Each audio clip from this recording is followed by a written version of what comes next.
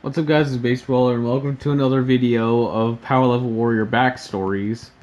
Now in this one, well, in all of these pretty much, just know that these are not actual canon as far as Bullit's story go, but as far as my fan story goes. So just know that. And I also want to note that Rayon's is a lot more sad than most of them, his backstory. However, at the same time, it's nothing like too deep or too super thought out as Mirrors or Mistas. But anyway, let's get right into it. So, Rayon being an Earthling, a pure Earthling, he started out as a normal Earthling, a normal human. As a baby, as a toddler, actually more like it, his father was very abusive. His father would always hit him, and his mother beat them up, basically. No one said anything.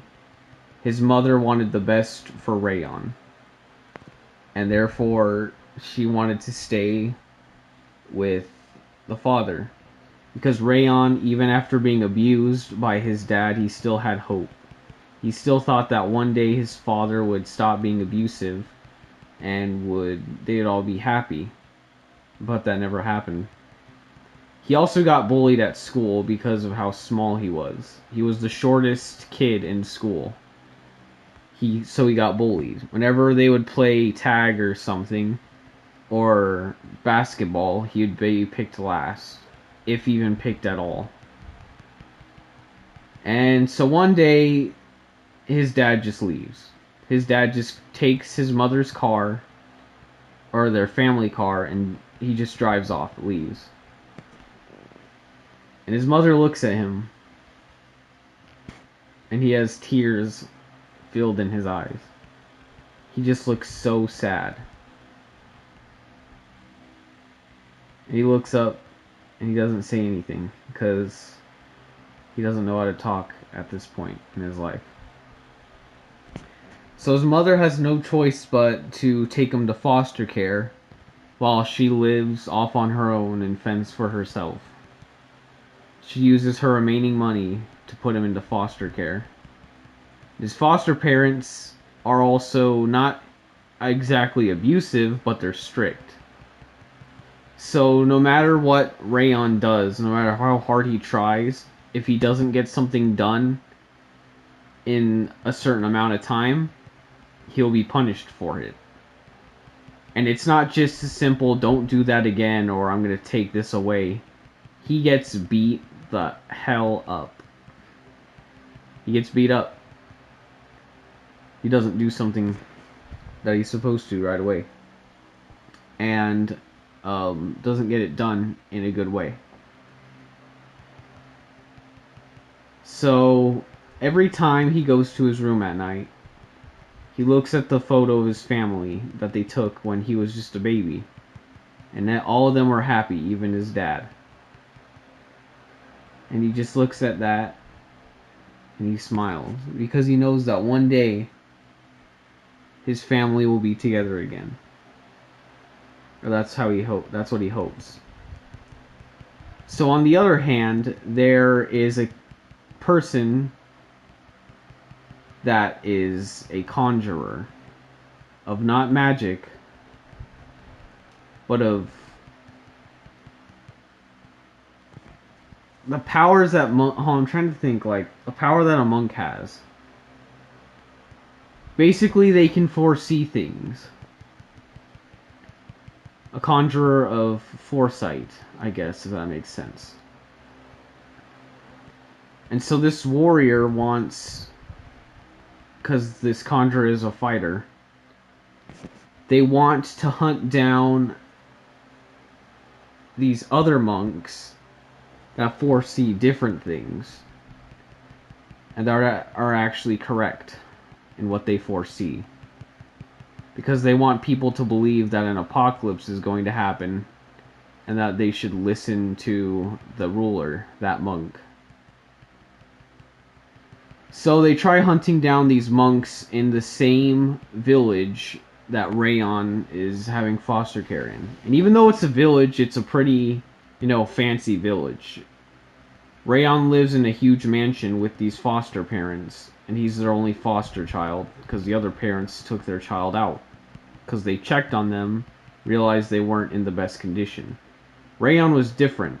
His mother didn't want to come back to him because she knew that if she tried to take him back, it wouldn't work out very well. So Rayon stayed. So on Rayon's 18th birthday, they reveal to Rayon that, hey, guess what? The only reason why we were being strict towards you is so that you can learn to obey your commands given to you by people that are older than you and respect them. But we actually care about you, so we're going to be a little more lenient with you from now on. Rayon's like, okay, that's fine. He realized that in a way they actually cared for him a lot more than his initial parents.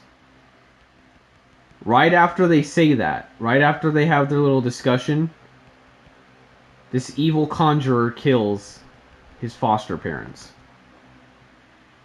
Accidentally, of course, but he still kills them.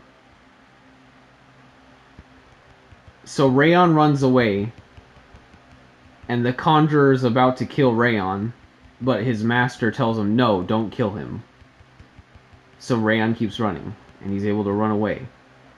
But then the master says, on second thought, kill him. Because he's going to tell someone about what we did. So the conjurer is about to kill Rayon. And then a monk steps in. A strong monk. And they fight the conjurer. And they don't win, but they get sent back to their temple.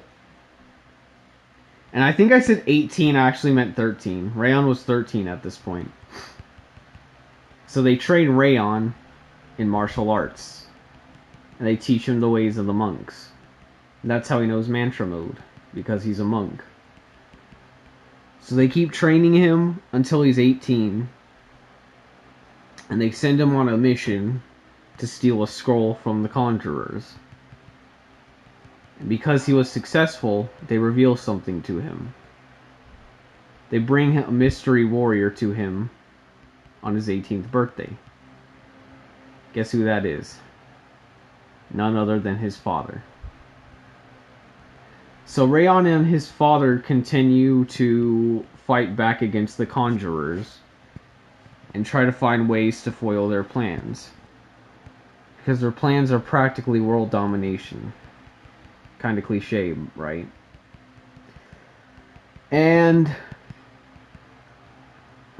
one day they decide to finally fight the conjurer that killed Rayon's foster parents. Him and his father.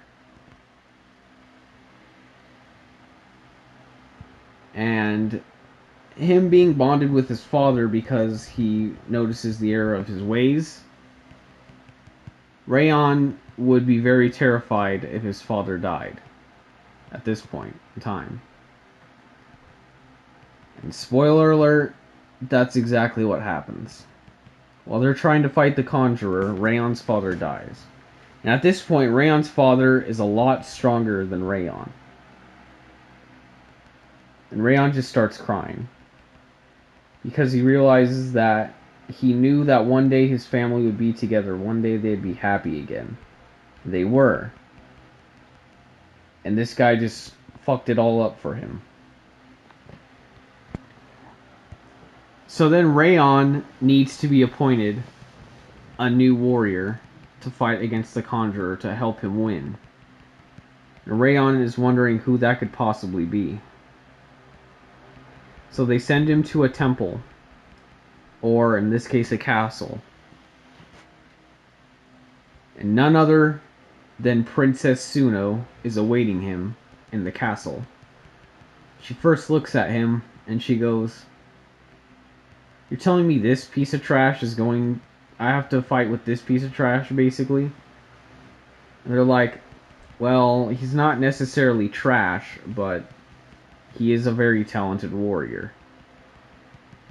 He has learned our ways very well, and he can do pretty much anything he sets his mind to. And so Suno's like, okay, I'll be his be his partner. So together they train, and Rayon teaches her the ways of the monk, basically trying to teach her mantra mode. And it doesn't work. So Suno tries to find another way to get stronger, basically have a boost of power. What does she do? She gets Spirit Boost, which is basically like her version of Overcharge. She's able to use that to her advantage and get stronger. So the final fight takes place in none other than New York City on Earth, because that's where the Conjurers need to go to steal an artifact, and none other than the Atlantic Ocean, just outside of New York City. And that's where they fight. That's where Rayon and Suno try to take down these evil conjurers. And they don't win at first. Rayon and Suno have a tough battle with these guys. They are very powerful. Rayon eventually ends up killing the conjurer, the one that killed his foster parents and his father. However, the real mastermind and strong warrior that he has to eliminate is the master. So he decides to fight him and sees how well he can do against him. But he's too powerful. But he realizes that strength doesn't come from power alone. It comes from mental will and mental ability. Having the will and wanting to succeed. Wanting to do it. Needing to do it. Realizing the stakes. And when Rayon realizes that, he gains better understanding of his power and is able to achieve Spirit Mantra. And from there, Rayon absorbs that power and uses it to defeat the evil conjurer. Then he sees Suno laying on the ground, and he thinks that she's dead. But she wakes up, and she's still breathing. Suno is alive. Mission complete, basically. And then Rayon goes on to train her every now and then and show her new abilities, like the Kamehameha and all that. And that is a few months before the events of the final Power Level Warrior, where he decides that he needs to get stronger in order to impress her. Because he does like her. He does like Suno. And he's very jealous of Risato. So he wants to get stronger than Risato. And he does that. But he does that in sacrifice of his memories and what he stands for. And in the end, the conjurer wins. Because the spirit that he locked up went inside of him. And that's pretty much it. I want to thank you guys for watching this video. I hope you guys enjoyed it. I will do one on Suno's. Her backstory isn't too large. It just fits with Rayon's for the most part. And it's pretty much explained in the final Power Level Warrior, when Risato first meets her, and Madame Glentz and all that. That's pretty much her backstory. So I'm not going to go over it too much in the next video, but she is next when it comes to the order of the characters that I level up and upgrade. And then after that, it will be the 3 royal family members. And those aren't going to be too long either. I might just do all 3 of them in one video, because they kind of fit together, all their backstories. Except maybe Eon's, but I'll go over that when we get to that. Anyway, I want to thank you guys for watching this video. I hope you all enjoyed it. And I will see you guys in the next one. I'm saying it slowly so I can finish the level first.